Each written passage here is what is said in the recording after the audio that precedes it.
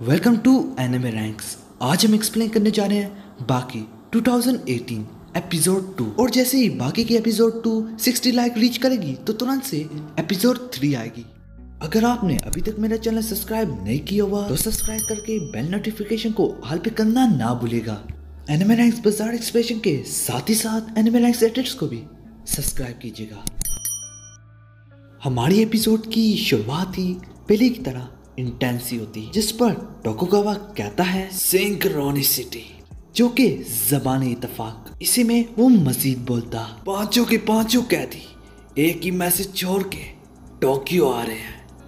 बाकी तुम्हें इसका मतलब तो पता है ना। तो बाकी एक लंबी सी सांस भरता और वो कहता है, तो क्या ये टोक्यो इसलिए आ रहे हैं क्योंकि ये जेल से बच सके? तो टोकुगावा कहता है, बाकी क्या तुम्हें पता है ये लोग बहुत खतरनाक कैदी है। दुनिया के बड़े बड़े जेलों से भाग के टोक्यो आ रहे हैं। इन्हें किसी को खत्म करने के लिए किसी वेपन की जरूरत नहीं। इसका मतलब ये सारे लोग एक्सपर्ट मार्शल आर्टिस्ट हैं। तो तुम्हें क्या लगता है वो किस लिए आ रहे हैं? वो टोक्यो इसलिए आ रहे हैं क्योंकि वो मास्टर मार्शल आर्ट से मिलना चाहते हैं। ये सुनते ही बाकी काफी हैरान होता, क्योंकि टोकुगावा जिस शख्स की बात कर रहा है वो शख्स बाकी ही है। तो इसका मतलब ये सारे क्रिमिनल्स बाकी से लड़ने आ रहे हैं, सिर्फ और सिर्फ हार का मजा चखने के लिए। तो टोकुगावा कहता है, आम अल्फाजों में टोक्यो वो इसलिए आ रहे हैं क्योंकि यहाँ पे बैटल अंडरग्राउंड अरीना है, क्योंकि यहाँ पे दुनिया के बेस्ट मार्शल आर्टिस्ट आते हैं, जिसे डार्क साइड भी कहा जाता है। और इन टूर्नामेंट्स को कंडक्ट करने वाला टोकुगावा ही है। टोकुगावा चिल्लाते हुए कहता, बहुत दमदार लड़ाई होने जाएगी। Classic martial arts versus dark martial arts. तो बाकी कहता है, तुम कुछ ज्यादा ही फिक्र कर रहे हो।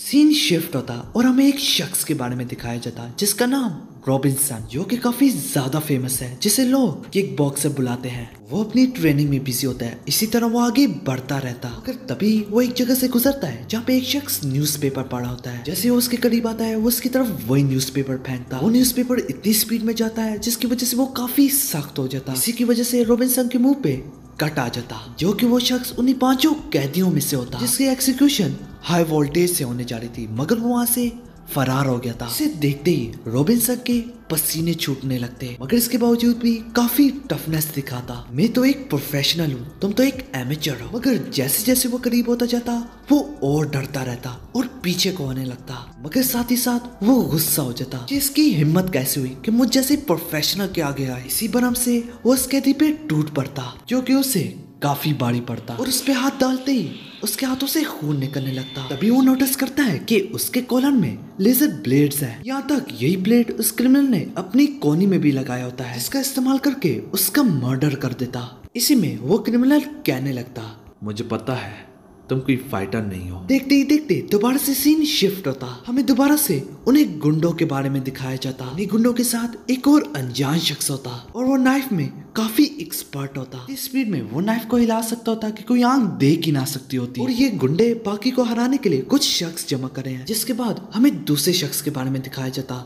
वो भी अपने काम में काफी एक्सपर्ट होता, यहाँ तक अपने खिलौने से किसी की जान तक ले सकता होता। और तीसरा बंदा भी काफी खतरनाक होता, जो कि अपने रसोड़े में अपनी वेपन रखता होता।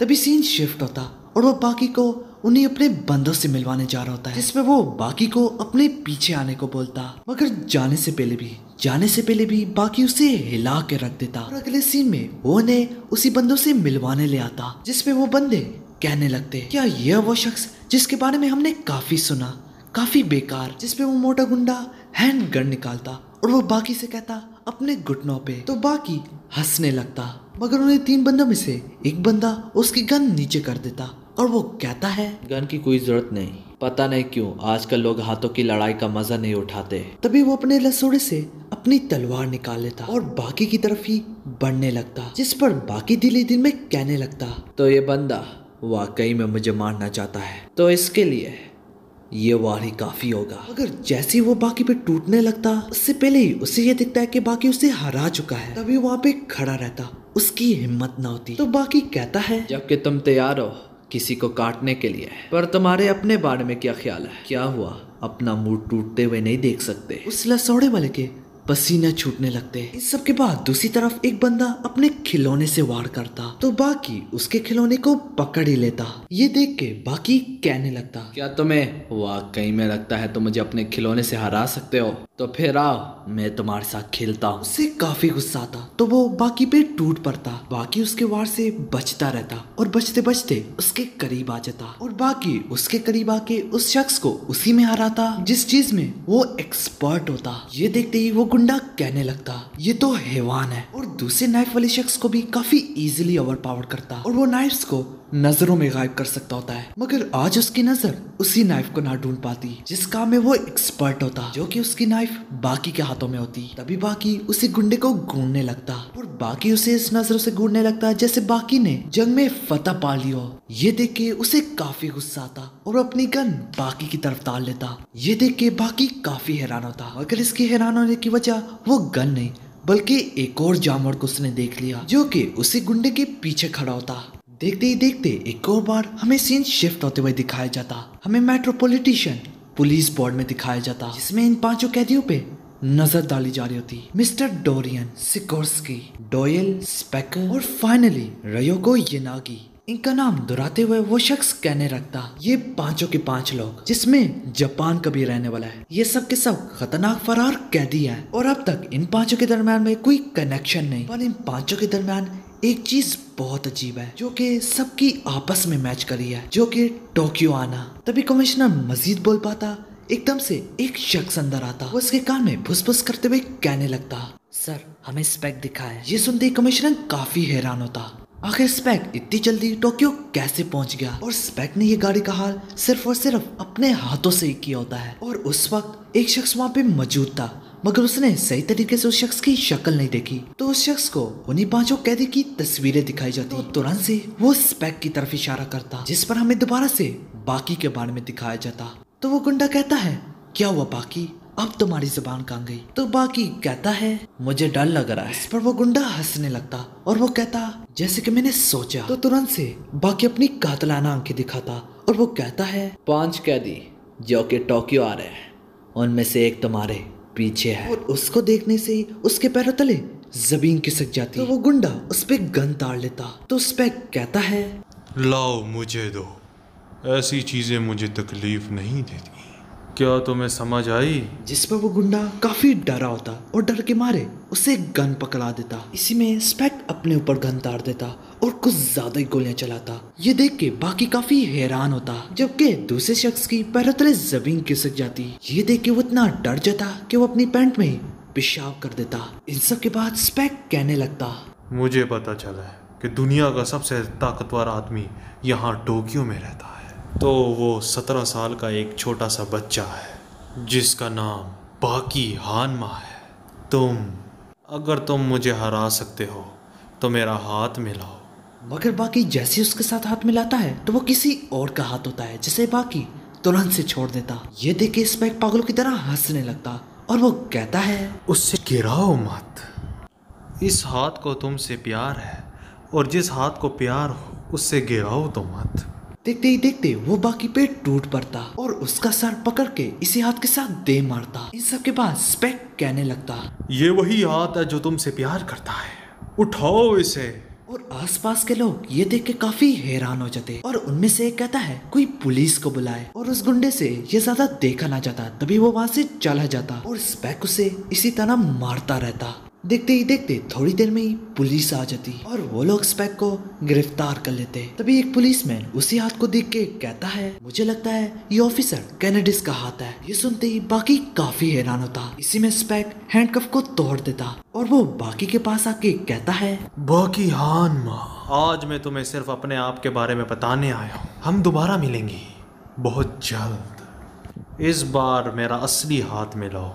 और बाकी के साथ जैसे वो हाथ मिलाता है तो वो कहने लगता, मुझे निराश मत करना।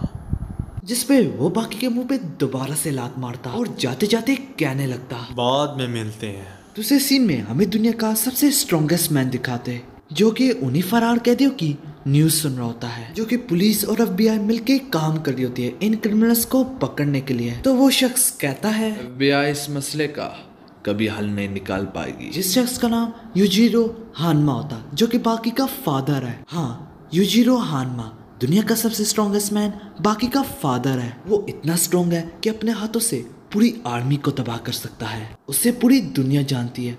पॉलिटिशियंस, मार्शल आर्टिस्ट सब इससे डरते हैं। जिसके बाद हमें एक और सीन में दिखाया जाता, तभी हमें एक अनजान शख्स के बारे में दिखाया जाता, मगर उसके साथ एक और क्रिमिनल भी बैठा होता। और वो अनजान शख्स कहता है, मुझे यकीन नहीं आ रहा हम ऐसे मिलेंगे, पर फिर भी मुझे काफी खुशी है तुम मुझसे मिलने आए। तो ये नागी कहता है, तुम बूढ़े होते जा रहे हो। और उस सामने वाले शख्स का नाम शिबुकावा होता है। तभी ये नागी मजीद बोलता, तुमने वही खो दिया जो तुम्हें खास बनाता था। तुमने सब कुछ खो दिया। अगर मुझे पता होता तुम ऐसे हो जाओगे तो कसम से मैं तुम्हें पहले ही खत्म कर देता, जब भी मेरे पास मौका था। Goki Shibukawa, the founder of Shibukawa Dojo, जो कि इस वक्त 70 साल का है। ये जीता जाता लेजेंड है। अपनी टेक्निक से किसी को भी उड़ा के पटक देता है। इस टेक्निक का नाम है आइकी। तो शिबुकावा बोलता है, ये नागी मुझसे लड़ो, मेरे अभी के लिए नहीं बल्कि पुराने दिनों की खातिर। तो ये नागी हंसते हुए कहता है, तुम्हें ये कहने की जरूरत नहीं। अगर तुम मुझसे लड़ना चाहते हो तो मुझ पे टूट पड़ो, बिल्कुल इसी तरह। और काफी आसानी से ओवर पावर कर देता। तभी ये नागी कहता है, क्या तुम मजीद लड़ना चाहते हो? फिर से एक और बार सीन शिफ्ट होता और हमें स्पेक के बारे में दिखाया जाता, जिसमें स्पेक इस जेल को कबूल कर लेता कुछ रातें गुजारने के लिए, क्योंकि स्पेक जेलों को होटल की तरह इस्तेमाल करता है। जब चाहे छोड़ के चला जाए, जब चाहे वापस आ जाए। तो हाँ, उसे खसूसियात दिखी होती है इस जेल में रहने के लिए। अगर इस जगह में किसी चीज की कमी होती, वो सिर्फ खाने की, मजेदार खाने को ना मिलता। जिसमें हमें दिखाया जाता है वो सारे लोग स्पेक के बारे में ही बातें कर रहे होते हैं। हमें मेट्रोपॉलिटन बोर्ड की मीटिंग के बारे में दिखाया जाता है। ये वही लोग हैं जिन्होंने स्पेक को गिरफ्तार किया है, जिसमें उन सबको स्पेशली बताया जा रहा होता है कि इसे इंसान मत समझना, इसे जानवर कह सकते हो जिसकी इंटेलिजेंस हाई हो। तुम लोगों ने कभी पूरी जिंदगी में इस जैसा शख्स नहीं देखा होगा। हमने सबको पकड़ना है। और ट्रांसपोर्टिंग के वक्त 3 गुना सिक्योरिटी को मजीद बढ़ा दिया जाए। इसी में वो डिसमिस होने का ऑर्डर दे देता, मीटिंग खत्म हो जाती। तभी हमें दूसरे सीन में दिखाया जाता है वही कैप्टन वॉशरूम में होता है, मगर वो अपने साथ ही स्पेक को पाता। स्पेक को यहाँ देख के उसके पैरों तले जमीन खिसक जाती। वैसे तो स्पेक खाना लेने निकला होता है, जो कि वो सुपरमार्केट से ले भी आया होता है। और स्पेक इस कैप्टन को भी देता, ये कहता कि ये अभी भी गर्म है, मगर वो कैप्टन उस पर टूट पड़ता।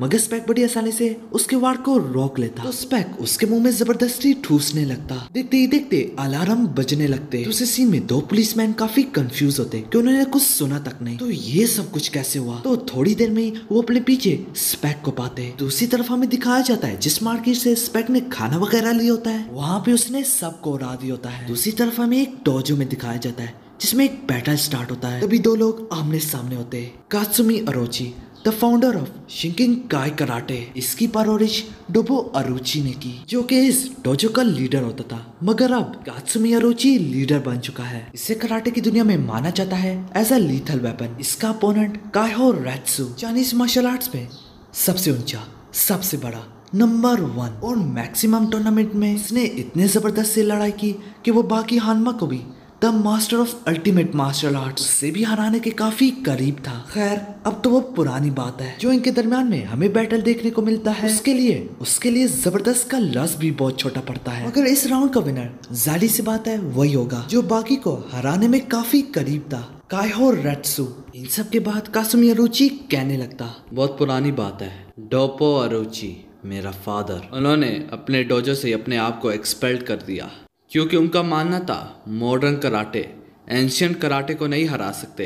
पर मेरा मानना अलग है। 4 सालों से चाइनीज़ ने अपने आप को मजबूत किया, जबकि उस वक्त हमारी कंट्री के हिस्से कुछ पानी के अंदर थे। मगर चाइनीज़ के पुराने लोग उस वक्त कराटे को स्टडी कर रहे थे। तो हम शिनकाई डोजो इनके कराटे को ही अपने तरीके से करेंगे। हम बनाएंगे, हम बताएंगे असली मॉडर्न कराटे का मतलब क्या है। तभी तुरंत से वहाँ पे डोरियन आ जाता। यहाँ पे हमारी एपिसोड खत्म हो जाती।